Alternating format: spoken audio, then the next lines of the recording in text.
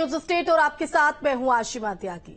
इस बार के चुनाव नतीजे भले ही इंडी गठबंधन के लिए उत्साह भरे दिख रहे हैं, बावजूद इसके पूरा विपक्ष मिलकर भी मोदी को नहीं हरा पाया।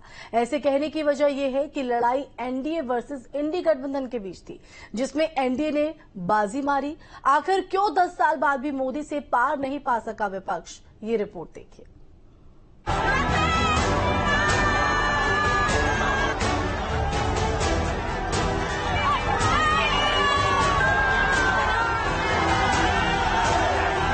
भारत के विकास के लिए हम समंदर से भी टकरा सकते हैं। पीएम मोदी की 10 साल की सत्ता,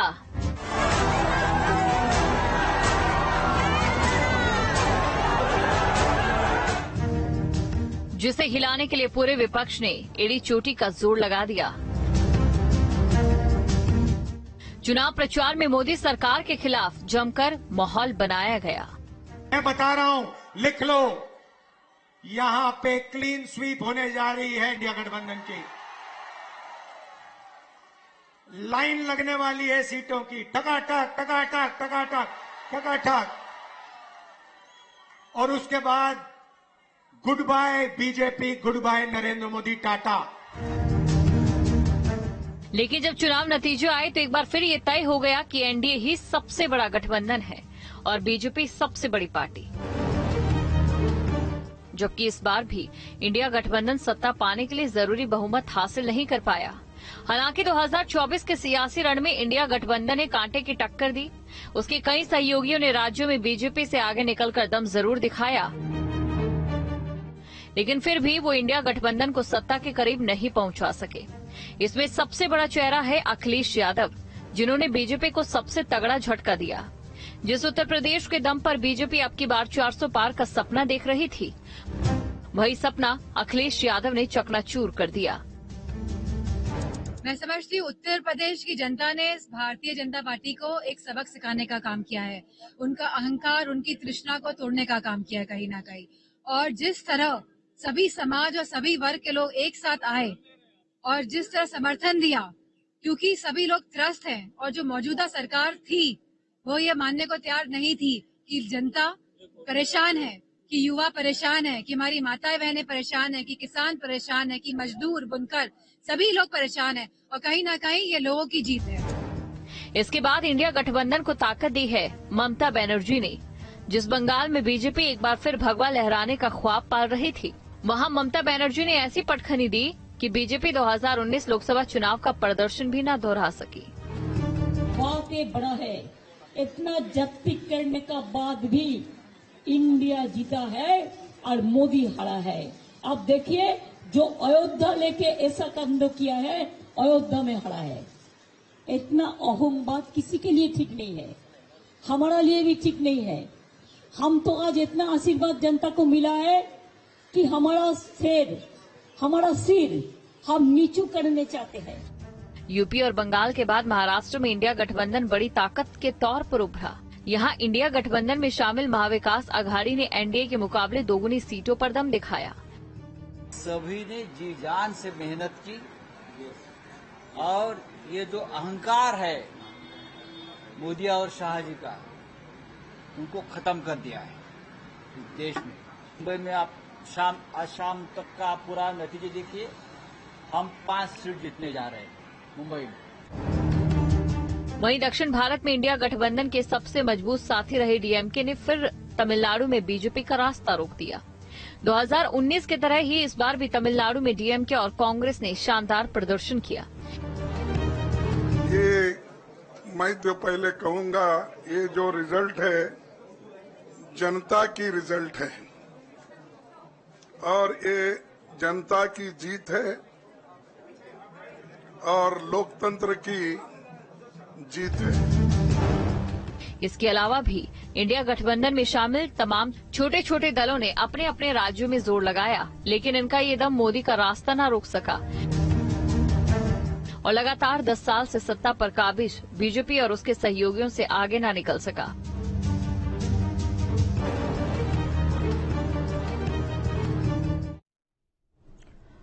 तो यूपी में बीजेपी को कई सीटों पर हार का सामना करना पड़ा और बीजेपी के साथ साथ सहयोगी दल की सीटों पर भी हार हुई।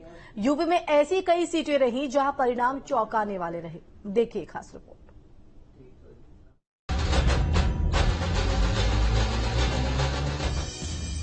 देश की सत्ता का रास्ता यूपी से होकर जाता है। बीजेपी 2014 और 2019 में यूपी के रास्ते से ही लगातार 2 बार केंद्र में सरकार बनाने में कामयाब रही, लेकिन 2024 में 2 लड़कों की जोड़ी बीजेपी के सामने बाधा बन गई।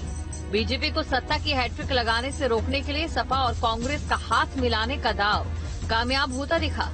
बीजेपी को सबसे बड़ा झटका ही यूपी में लगा, जहां अखिलेश यादव के पीडीए फॉर्मूले और राहुल गांधी का संविधान आरक्षण पर खतरे का नैरेटिव काम करता दिखा। उत्तर प्रदेश की 80 लोकसभा सीटों पर अब सियासी तस्वीर साफ हो गई, जिसमें साफ साफ देखा गया कि बीजेपी के साथ सहयोगियों की सीटें भी घटी। हाल ऐसा हुआ कि विकास, राम मंदिर, माफिया राज का खात्मा सभी मुद्दों को पीछे छोड़कर जनता ने 2 लड़कों की जोड़ी पर भरोसा जता दिया। किसी सीट पर जातीय समीकरण ने जीत दिलाई तो किसी सीट पर बीजेपी प्रत्याशी के विरोध ने इंडिया गठबंधन के प्रत्याशी को मजबूत कर दिया। बीजेपी को सबसे तगड़ा झटका फैजाबाद सीट पर लगा है। फैजाबाद सीट को अयोध्या सीट के नाम से जाना जाता है।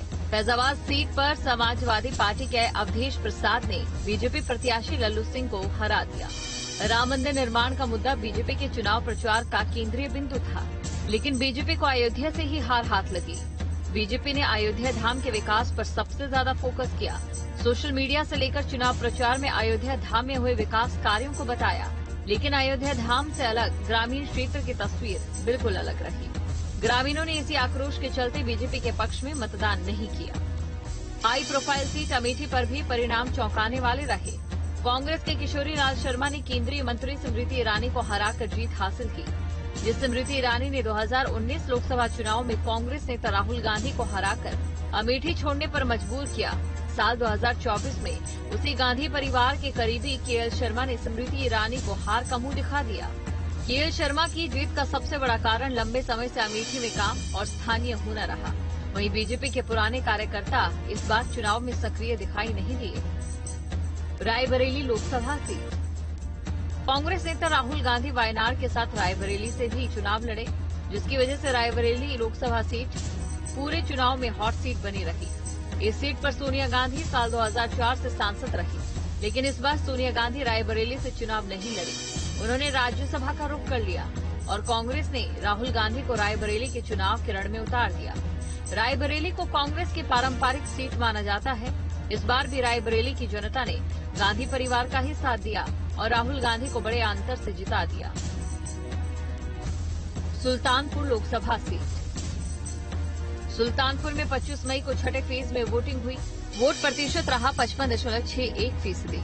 साल 2019 के मुकाबले इस बार 0.77% मतदान कम रहा। पिछले चुनाव की बात करें तो पुलवामा के बाद राष्ट्रवाद और मोदी वेव थी। बावजूद इसके भी मेनका गांधी को बड़ी मुश्किल से जीत मिल पाई। मेनका ने महज 14,000 वोटों से जीत दर्ज की। उनकी जीत में निषाद कुर्मी यादव वोटर निर्णायक थे, लेकिन इस बार समाजवादी पार्टी ने सुल्तानपुर में निषाद का चल दिया। एसपी प्रत्याशी राम भुआल निषाद वोटर्स में बड़ा डेंट लगाते दिखे। उन्होंने इसके साथ ही एसपी के कोर वोटर यादव मतदाताओं को बखूबी साधा। इलाहाबाद लोकसभा सीट। बीजेपी सरकार ने जिस सीट से माफिया राज को खत्म किया, प्लॉट पर कब्जे से मुक्ति दिलाकर गरीबों के लिए घर बनवाए, उसी सीट पर बीजेपी की करारी शिकस्त हुई और उसी सीट पर कांग्रेस को 40 साल बाद जीत हुई। कांग्रेस के टिकट पर चुनाव लड़ने वाले उज्जवल रमन सिंह ने बीजेपी के प्रत्याशी नीरज त्रिपाठी को हराकर जीत का परचम लहरा दिया। ये कांग्रेस की 40 साल पुरानी प्रतीक्षा का अंत होगा। आखिरी बार कांग्रेस यहां से साल 1984 में जीत दर्ज कर पाई थी और उसके बाद से ये सीट कांग्रेस के खाते में कभी नहीं गई। मुजफ्फरनगर लोकसभा सीट। मुजफ्फरनगर लोकसभा सीट पश्चिमी उत्तर प्रदेश की सबसे हॉट सीट है। पिछले 2 लोकसभा चुनाव से बीजेपी जीत रही थी, लेकिन इस बार मतदाताओं ने हरिंदर मलिक का साथ दिया। इस सीट पर बीजेपी की हार का सबसे बड़ा कारण राजपूत वोटर्स की नाराजगी माना जा रहा है। पूर्व विधायक संगीत सोम और संजीव बालियान के बीच के अनबन ने राजपूत वोटर्स को बीजेपी से अलग किया। वहीं इस सीट पर मुस्लिम वोट बैंक का भी दबदबा है। यहाँ 20% मुस्लिम और 12% जाट मतदाता है। Ghazipur Lok Sabha seat. Hot seat Ghazipur पर INDIA गठबंधन के प्रत्याशी अफजाल अंसारी ने जीत दर्ज कर ली है। बीजेपी प्रत्याशी पारसनाथ राय को हार का सामना करना पड़ा। जानकारों का ये मानना है कि प्रदेश सरकार की माफिया मुख्तार अंसारी के खिलाफ कार्रवाई जनपद के मतदाताओं को रास नहीं आई और न ही विकास और केंद्र सरकार की योजनाएं काम आई। इतनी बड़ी जीत के पीछे INDIA का संविधान खतरे का मुद्दा अनुसूचित जाति और OBC को पंच कर गया, जिसकी वजह से अफजाल अंसारी ने इस सीट पर जीत दर्ज की। घोसी लोकसभा सीट। यूपी में बीजेपी के सहयोगी दलों को भी हार का सामना करना पड़ा। घोसी लोकसभा सीट से SB/SP प्रमुख ओम प्रकाश राजभर के बेटे अरविंद राजभर को SP के राजीव राय ने कड़ी शिकस्त दी। घोसी लोकसभा सीट पर चौहान, राजभर, यादव, भूमिहर, निषाद और अल्पसंख्यक मतदाता अहम भूमिका निभाते हैं और ऐसे में समाजवादी पार्टी की सोशल इंजीनियरिंग को राजीव राय की जीत का बड़ा कारण माना जा रहा है। आजमगढ़ लोकसभा सीट। समाजवादी पार्टी का गढ़ कहे जाने वाले आजमगढ़ में इस बार बीजेपी के प्रत्याशी दिनेश लाल यादव निरहुआ को हार का सामना करना पड़ा। 2019 के लोकसभा चुनाव में इस सीट पर SP के अखिलेश यादव ने दिनेश लाल यादव को 2 लाख के करीब वोटों के अंतर से हरा दिया। साल 2022 में अखिलेश यादव ने इस्तीफा दे दिया तो इस सीट पर उपचुनाव हुआ और निरहुआ यहां से सांसद चुने गए। लेकिन 2024 में आजमगढ़ ने एक बार फिर साबित कर दिया कि क्यों आजमगढ़ को समाजवादी पार्टी का गढ़ कहते हैं। 3 न्यूज स्टेट। तो इस बार लोकसभा चुनाव में आए परिणाम अनुमान से काफी अलग हटकर दिखे हैं। जब चुनाव की शुरुआत हुई थी तब बीजेपी उसे कहीं भी रेस में नहीं देख रही थी, लेकिन जैसे जैसे चुनावी शोर बढ़ता गया, कांग्रेस और उसके गठबंधन से जुड़ी पार्टियां अपने फॉर्म में आती गई और नतीजा सबके सामने है। विपक्ष ने कड़ी टक्कर दी है और कांग्रेस के साथ SP ने यूपी में अच्छी वापसी की है।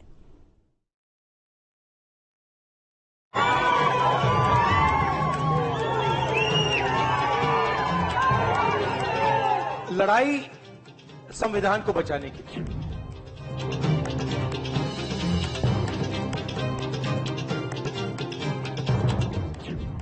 तीन 300 पार के नहीं आशा, गठबंधन ने किया बंटाधार। यूपी में बराबरी की टक्कर। 2024 के लोकसभा चुनावों की मतगणना शुरू होने के कुछ समय बाद ही रुझानों ने बता दिया था कि अब की बार 400 पार का नारा सिर्फ चुनावी नारा ही साबित होगा।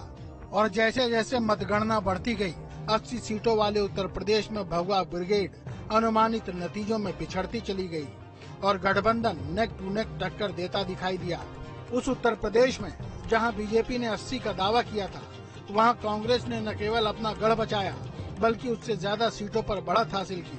खुद रायबरेली सीट से राहुल करीब 3.5 लाख से अधिक वोटों से जीते और जिस SP पर बीजेपी परिवारवाद का आरोप लगाकर पूरे चुनाव अटैक करती रही, उस पार्टी ने न सिर्फ अपने परिवार की सीटें बचाई बल्कि दूसरी 32 से अधिक सीटों पर अपनी बढ़त बना ली। पलट गई बाजी। लड़ाई संविधान को बचाने की थी, कॉन्स्टिट्यूशन को बचाने की थी। और मैं आपको सच बताऊं तो मेरे माइंड में था पहले से, जब इन्होंने हमारा बैंक अकाउंट कैंसिल किया, जब चीफ मिनिस्टर्स को जेल में डाला, पार्टियां तोड़ी, मेरे माइंड में था कि हिंदुस्तान की जनता अपने संविधान के लिए एक साथ खड़ी होकर लड़ जाएगी। और यह सच साबित हुआ।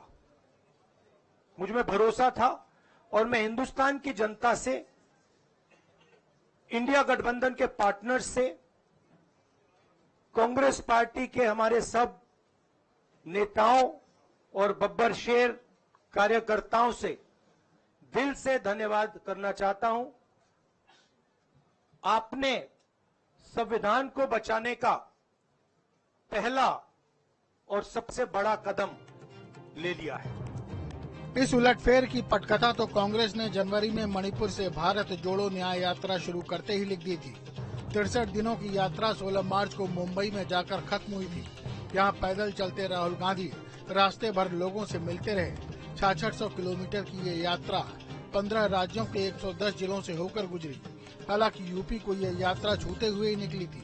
पूरी यात्रा के दौरान राहुल गांधी ने 15 जनसभाएं की और 70 स्थानों पर जनता को संबोधित किया था।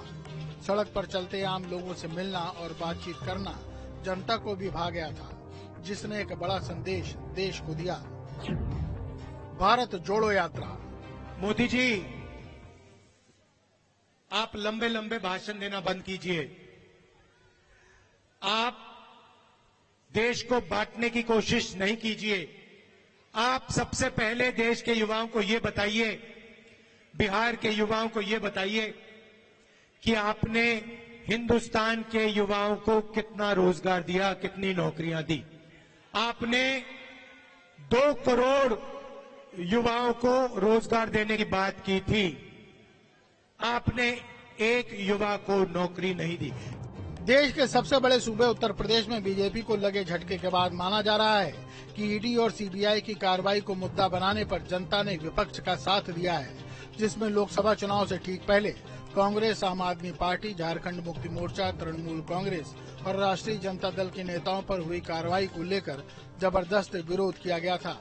विपक्ष ने एक सुर में कहा था कि प्रधानमंत्री नरेंद्र मोदी के इशारे पर केंद्रीय एजेंसियों के जरिए विपक्षी नेताओं की आवाज को दबाया जा रहा है और चुनाव प्रचार के दौरान कांग्रेस ने इस मुद्दे को लगभग अपनी हर चुनावी रैली में उठाया था। ईडी और सीबीआई का डर। चुनाव आयोग को चुनाव में हेराफेरी करने के उद्देश्य से विपक्षी राजनीतिक दलों के खिलाफ इनकम टैक्स, ईडी और सीबीआई द्वारा की जाने वाली बलपूर्वक कार्रवाई को रोकना चाहिए। तीसरी मांग, श्री हेमंत सोरेन एवं श्री अरविंद केजरीवाल जी की तत्काल रिहाई की जाए। लोकसभा चुनाव में प्रचार के दौरान राहुल गांधी का खटाखट वाला बयान भी बड़ा काम आया। प्रधानमंत्री मोदी जिस तरह महिलाओं के लिए योजनाओं की घोषणा कर रहे थे, उसी की काट के लिए कांग्रेस ने ये दांव चुना था कि सरकार बनते ही गरीब परिवार की एक महिला के खाते में हर महीने 8,500 रुपए आएंगे। खटाखट खटाखट। इस खटाखट पर पीएम मोदी ने भी काफी चुटकी ली थी, लेकिन ये बयान लगता है महिलाओं के दिल में खटाखट घर कर गया। वोट भी मिले खटाखट। सारे गरीबों की लिस्ट बनेगी, हर परिवार में से एक महिला का नाम चुना जाएगा और उस महिला के बैंक अकाउंट में साल के 1 लाख रुपए डाल दिए जाएंगे।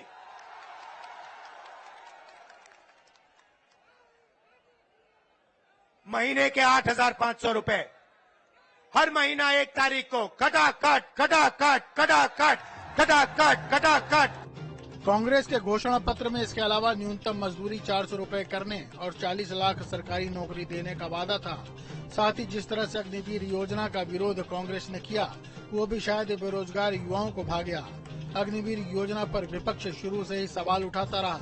राहुल गांधी कह चुके थे कि सरकार आते ही वो अग्निवीर योजना को बंद कर देंगे और फाड़ कर कूड़ेदान में फेंक देंगे। कूड़े में फेंकेंगे अग्निवीर योजना। नरेंद्र मोदी कुछ भी कहें, 4 जून के बाद इंडिया की सरकार आने वाली है। अग्निवीर योजना को फाड़ के हम कूड़ेदान में फेंकने जा रहे हैं। ये नरेंद्र मोदी की योजना है। आर्मी इस योजना को नहीं चाहती है, ये ऊपर से थोपी गई है और हमारा पहला काम अग्निवीर योजना को फाड़ कर कूड़ेदान में फेंकने का होगा। हम 2 तरीके के शहीद नहीं चाहते हैं। अग्निवीर योजना एक जवान को शहीद का दर्जा नहीं देगी और जो नॉर्मल तरीके से जवान बनेगा, जो अफसर होगा, उसे शहीद का दर्जा मिलेगा। अग्निवीर को पेंशन नहीं मिलेगी, दूसरे जवान को पेंशन मिलेगी। अग्निवीर को कैंटीन नहीं मिलेगी, दूसरे जवान को कैंटीन मिलेगी। ये अन्याय हम नहीं चाहते हैं, इसलिए अग्निवीर योजना को हम रद्द करने जा रहे हैं, खत्म करने जा रहे हैं। कांग्रेस ने अपने घोषणा पत्र में जातियों और उपजातियों और उसकी सामाजिक आर्थिक स्थितियों की गणना के लिए एक राष्ट्रव्यापी सामाजिक आर्थिक और जाति जनगणना करवाने की बात कही थी। जाति जनगणना की मैंने बात कर रखी, पार्लियामेंट में रखी। हम करवाएंगे, चाहे बीजेपी करवाए ना कराए, हम उन पे ऐसा दबाव डालेंगे, उनको करना ही पड़ेगा। अगर नहीं करेंगे, परे हो जाओ, हम करेंगे। और गारंटी दी थी कि वो SC, ST और OBC के लिए आरक्षण की सीमा 50% बढ़ाने के लिए एक संवैधानिक संशोधन पारित करेगी। जाहिर है काफी हद तक SC, ST और OBC वर्ग इससे प्रभावित हुआ होगा। 50% से बढ़ाएंगे आरक्षण की सीमा। रिजर्वेशन की बात कर रहा हूं। आजकल 50% से ज्यादा रिजर्वेशन नहीं मिल सकती। ये जो 50% का लिमिट है, इसको कांग्रेस पार्टी की सरकार, इंडिया की सरकार उठा के फेंक देगी। और हम जो दलित हैं, आदिवासी भाई हैं, उनके रिजर्वेशन में कोई कमी नहीं आएगी। मैं आपको गारंटी देके कह रहा हूं। और जो पिछड़ों का हक बनता है वो उनको मिलेगा।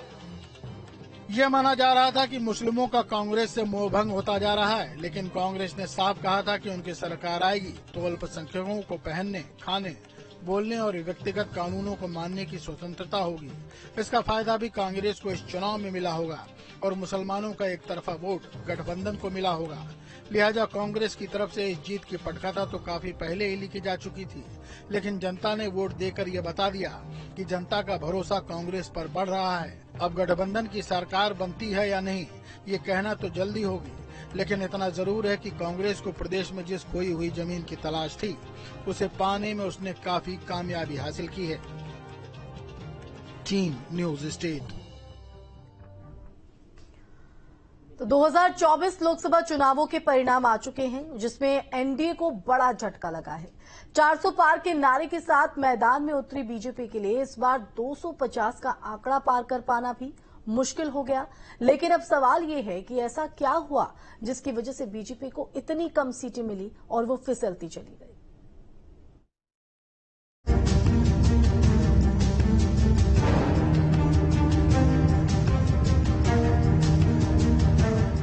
साल से पूर्ण बहुमत की सरकार पर जनमत का बड़ा प्रहार हुआ है।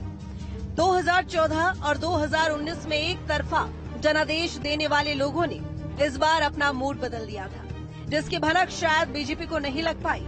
7 चरणों के रन में सबसे ज्यादा आक्रामक प्रचार करने वाली बीजेपी काउंटिंग के बाद बैकफुट पर नजर आई। बड़े बड़े दावों और तमाम वादों के बाद भी बीजेपी जादुई आंकड़े से दूर रही। और सबसे बड़ा खेल इसमें यूपी से समाजवादी पार्टी और बंगाल से तृणमूल कांग्रेस ने किया। 400 पार का नारा क्यों हुआ फ्लॉप, इसका एक नहीं बल्कि कई कारण है। देखिए और समझिए हर एक कारण को हमारे साथ। बीजेपी प्रत्याशियों के चयन को लेकर नाराजगी, बीजेपी नेताओं के विवादित बयान, आरक्षण और संविधान को लेकर संशय, ग्रामीण इलाकों में अग्निवीर योजना का विरोध, बीजेपी कार्यकर्ताओं में ओवर कॉन्फिडेंस, केंद्रीय बीजेपी संगठन और राज्य के नेताओं के बीच खींचतान, विपक्षी नेताओं पर एजेंसियों की कार्रवाई। ये वो वजह है जिसकी वजह से बीजेपी 272 के आंकड़े से पीछे रह गई। बीजेपी प्रत्याशियों के चयन को लेकर नाराजगी, चुनाव शुरू होने से पहले जो बड़े पैमाने पर प्रत्याशी बदलने के दावे किए जा रहे थे, पहली लिस्ट आई तो तस्वीर अलग दिखी। तमाम मौजूदा सांसदों को टिकट थमा दिया गया, जिससे क्षेत्रीय जनता के बीच आक्रोश दिखा। मतदाताओं से सांसदों की दूरी ने इस नाराजगी को और बढ़ाया, जिसका परिणाम रिजल्ट में देखने को मिला। इस साल मार्च में जब लोकसभा चुनावों की तारीखों का ऐलान हुआ था, तब किसी को नहीं पता था कि इस बार का चुनाव इतना दिलचस्प होगा। दिलचस्प इसलिए क्योंकि जनवरी में राम मंदिर की प्राण प्रतिष्ठा के बाद जो माहौल बना था, उससे हर किसी को मन में यही था कि चुनाव एक तरफा होगा और माहौल भी ऐसा ही बना। दरअसल जनवरी में राम मंदिर के उद्घाटन के साथ बीजेपी का आत्मविश्वास चरम पर पहुंच गया था। बीजेपी ने उद्घाटन कार्यक्रम में विपक्ष के बहिष्कार को मुद्दा बनाया। बाद में कई दूसरे दलों से नेता इसी को मुद्दा बनाकर अपनी पार्टियां छोड़ बीजेपी में आ गए। इससे बीजेपी को देश भर में राम मंदिर मुद्दे को सेंटर स्टेज पर लाने में मदद मिली और बीजेपी ने चुनाव अभियान मोदी की गारंटी से शुरू की। बीजेपी नेताओं के विवादित बयान, एक तरफ जहां बीजेपी अपने पॉजिटिव नैरेटिव बना रही थी, तो वहीं बीजेपी नेताओं के बयानों ने ही पार्टी की मुश्किलें बढ़ा दी। मंच और सभाओं में संविधान और आरक्षण को लेकर दिए गए बीजेपी नेताओं के बयान ने लोगों के बीच संशय की स्थिति पैदा कर दी। हालात ऐसे हो गए कि केंद्रीय नेतृत्व को सफाई देनी पड़ी। लोगों को ये समझना पड़ा कि पार्टी की मंशा संविधान में बदलाव करने की नहीं है। हालांकि इसी बीच विपक्ष ने भी इन मुद्दों को जोर शोर से उठाया, बीजेपी के विरोध में पिच तैयार करने की कोशिश की। मोदी जी ने कभी आरक्षण को हाथ नहीं लगाया है। मैं आज आपके बीच में कहकर जाता हूं, जब तक संसद में एक भी भाजपा का सांसद है, एसटी, एससी और पिछड़ों के आरक्षण को कोई हाथ नहीं लगा सकता। ये मोदी का गारंटी। भाइयों बहनों, पिछड़े समाज का ओबीसी के आरक्षण पर डाका डालने का काम अगर किसी ने किया है तो कांग्रेस पार्टी। मैं आपको बताने आया, कर्नाटक और तेलंगाना के अंदर 5% और 4% माइनॉरिटी को आरक्षण दिया, मुस्लिमों को आरक्षण दिया, जो संविधान सम्मत नहीं। ग्रामीण इलाकों में अग्निवीर योजना का विरोध। जिस जनता ने सरकार की योजनाओं की तारीफ की, उसी जनता ने सरकार की कई योजनाओं का विरोध भी किया। इसी कड़ी में सबसे पहले नाम आता है अग्निवीर योजना का, जिसको लेकर सेना में भर्ती की तैयारी कर रहे युवाओं में भारी गुस्सा देखने को मिला। कांग्रेस ने भी मोदी सरकार को अग्निवीर योजना को लेकर घेरा। तमाम सवाल खड़े हुए। जंतर मंतर पर युवाओं ने प्रदर्शन किया और कहा कि जो जय जवान जय किसान का नारा देते थे और उन्होंने जवान का भी अपमान किया और किसान का भी। अग्निवीर में पता है क्या किया इन्होंने हिंदुस्तान के जवानों को मजदूर बनाया है। हम अग्निवीर को कैंसिल करेंगे और जैसे पहले हुआ करता था वैसे करेंगे। ये सच्चाई है अग्निवीर की। हिंदुस्तान का हर एक युवा जानता है कि अग्निवीर का मतलब हिंदुस्तान के जवानों को मजदूर बनाना है। कि 4 जून के बाद जब दिल्ली में सरकार बनेगी तो अग्निवीर जैसी नौकरी हमेशा हमेशा के लिए खत्म हो जाएगी। बीजेपी कार्यकर्ताओं में ओवर कॉन्फिडेंस। पहले चरण के मतदान से पहले तक तो बीजेपी पूरे आत्मविश्वास के साथ सियासी पिच पर बैटिंग कर रही थी, लेकिन पहले और दूसरे चरण में कम मतदान ने बीजेपी का भी आत्मविश्वास हिला दिया। मतदान का प्रतिशत कम हुआ तो विपक्ष का हौसला बढ़ने लगा। इसके बाद चुनाव जैसे जैसे अब आगे बढ़ा, वैसे वैसे सियासी तपिश भी बढ़ती गई। मोदी गारंटी के साथ 2024 के लोकसभा चुनाव मैदान में उतरी बीजेपी का सियासी एजेंडा पहले चरण के मतदान के बाद बदला हुआ नजर आया। चुनाव प्रचार में पुरानी बातें